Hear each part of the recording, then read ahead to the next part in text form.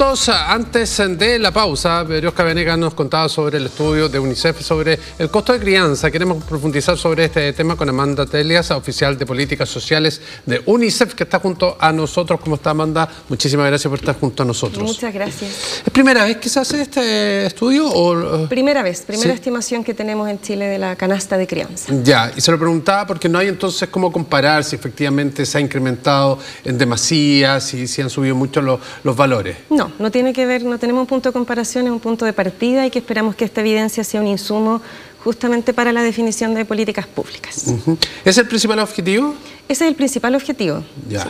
Ahora, uno se queda con la cifra, esto, digamos, muy de oído, saber que 594, cerca de 595 mil pesos es el costo mensual de crianza. Y uno hace, en el fondo, la comparación con el sueldo promedio en Chile, con el sueldo mediano en Chile, con el sueldo mínimo. Y la verdad es que es mucha la cantidad de recursos necesarios para criar. ¿En qué se basa esta cifra? ¿Cuáles son los componentes? Sí, esta cifra promedio que dices tú de 595 mil pesos, que es la canasta de crianza, tiene dos componentes principales.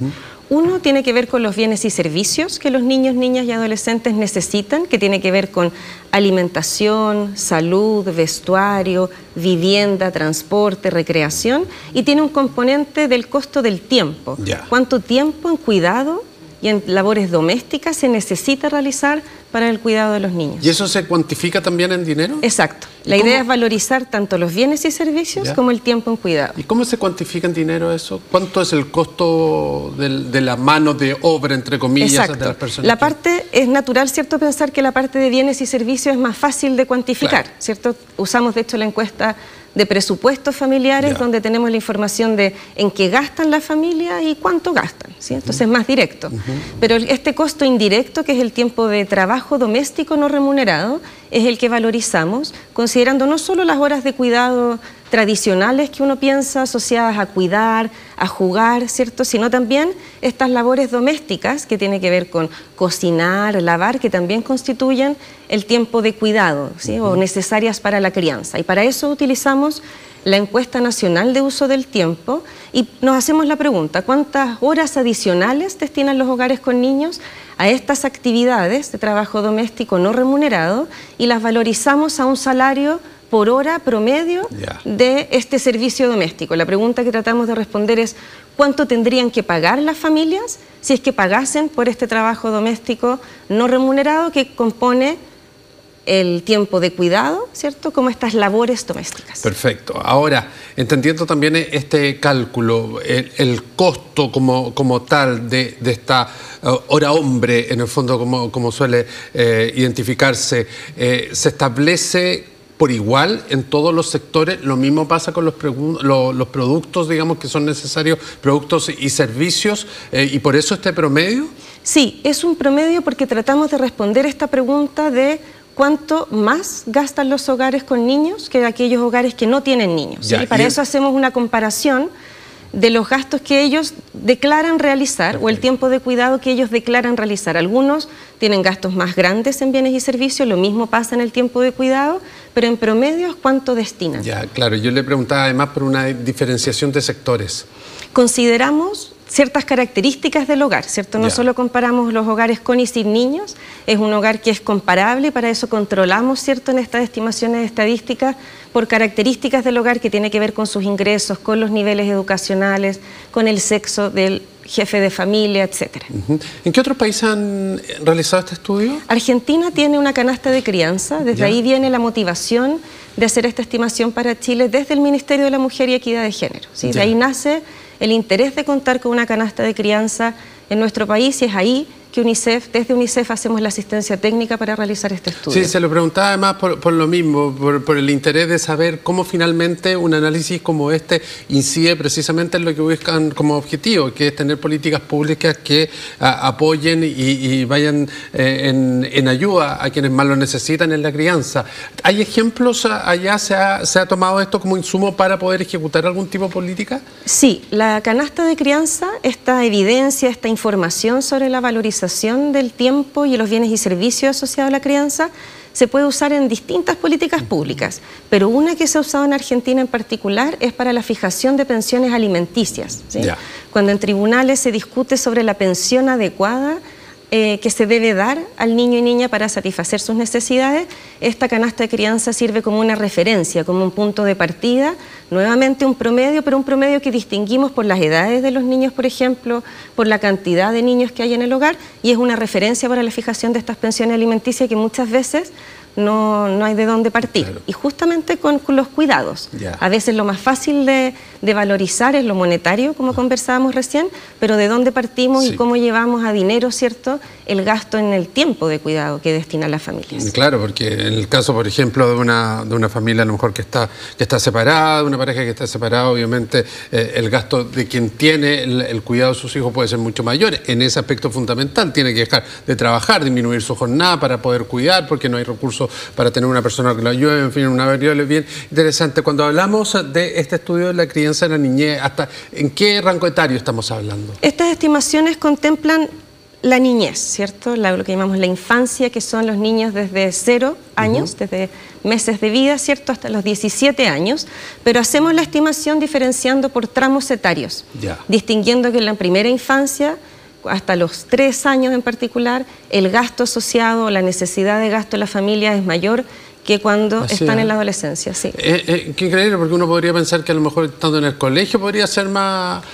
caro. Y eso es porque es buena tu intuición, porque es verdad que el gasto en bienes y servicios necesarios va aumentando con la edad. Entonces los adolescentes requieren efectivamente más gasto en estos bienes y servicios que tienen que ver con alimentación, vestuario, recreación, transporte, etcétera, que los más pequeños. Pero la valorización del tiempo de cuidado, que es muy importante en la primera infancia, hace que el costo total de esta canasta sea mayor para los primeros años de vida.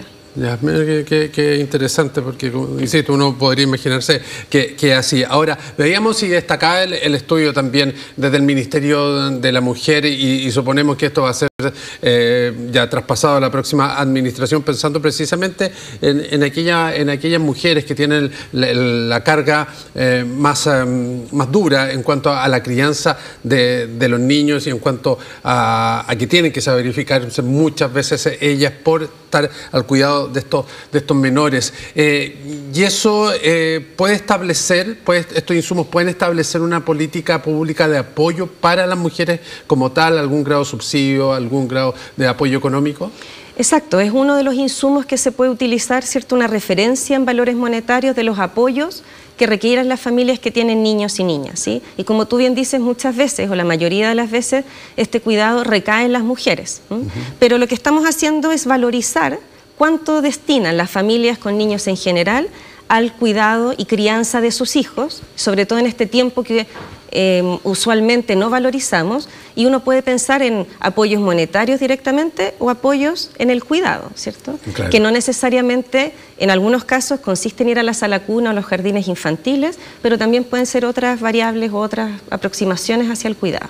Claro, y aquí hay un énfasis bastante profundo también en lo que tiene que ver con los cuidados, en este caso de los niños, de la niñez, pero también en el tiempo que se ocupa para poder ayudar, por ejemplo, a personas que no tienen la capacidad física de moverse. Exacto. A los adultos mayores. ¿Cada cuánto tiempo desde la perspectiva de UNICEF se debería hacer este estudio? Este estudio se basa en 2 encuestas que fueron levantadas recientemente, la encuesta de presupuestos familiares, que es del 2021 y 2022, y la encuesta nacional del uso del tiempo, que es del 2023. Por lo tanto, los modelos a partir de los cuales estimamos cuánto las familias están destinando en tiempo y en bienes y servicios a estas familias con niños es bastante reciente. Entonces, en la medida que estas encuestas se vuelvan a realizar, uno debería replicar este modelo para entender si hay algún cambio en cuánto tiempo destinan las familias a la crianza. Pero lo que sí permite este instrumento es ir ajustando por nuestro IPC, ¿cierto? Ir considerando el gasto que puede ser adicional producto del aumento de precios que considera esta canasta. Claro, pero hoy día está afortunadamente más controlado aquí en nuestro país, pero hubo un minuto en que esto se disparó y que la cifra del IPC fue muy alto. Ahora, ¿cómo A ver, le cuento una cosa, una anécdota o una evidencia personal. En el jardín de mi hijo preguntaron en el acto de fin de fiestas patrias que los niños se podían ir, si se podían retirarlos si se quería después del acto. Y la totalidad de los papás fue un rotundo no, claro. No, por favor que se queden acá en la jornada casi completa o en las que lo tengan. ¿Eso cómo?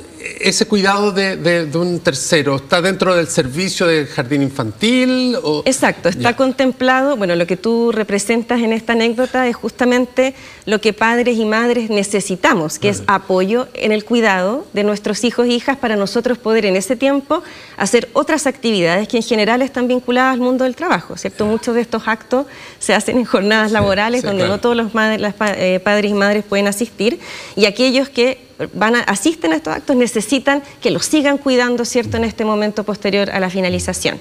Entonces, eso representa justamente esta necesidad de apoyo en el cuidado.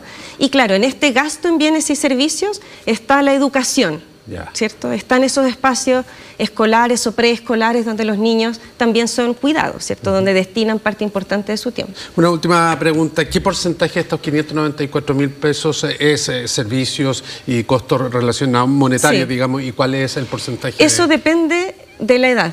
Entonces, como conversábamos en la primera infancia, esto es más o menos mitad y mitad, ¿cierto? Un poquito más de la mitad son estos gastos asociados al cuidado. En cambio, en la adolescencia, donde este componente va disminuyendo, representa el 14%, el tema de tiempo de cuidado en el total. ¿Sí? Entonces, por eso es muy importante entender las edades de los niños y la composición del hogar. No es lo mismo estos 595.000, en promedio es un niño, ¿cierto? Pero si ya hay 2 niños en el hogar, no es el doble, ¿cierto? Hay cosas que se comparten, por lo tanto hay unas economías de escala que llamamos, que van haciendo que los costos adicionales en la crianza vayan aumentando en la medida que hay más hijos, pero menos proporcionalmente. Claro, y no es lo mismo una pareja que esté constituida o una que esté separada y que sea uno el responsable. O las distintas estructuras familiares. Exactamente, las distintas estructuras. Muy interesante lo que nos trae Amanda. Muchísimas gracias por estos minutos con nosotros y ojalá que efectivamente esto sea como un ímpetu para políticas públicas que vayan a apoyar, porque sin duda es necesario para muchas familias en nuestro país. Gracias nuevamente. Muchísimas gracias. Muy bien.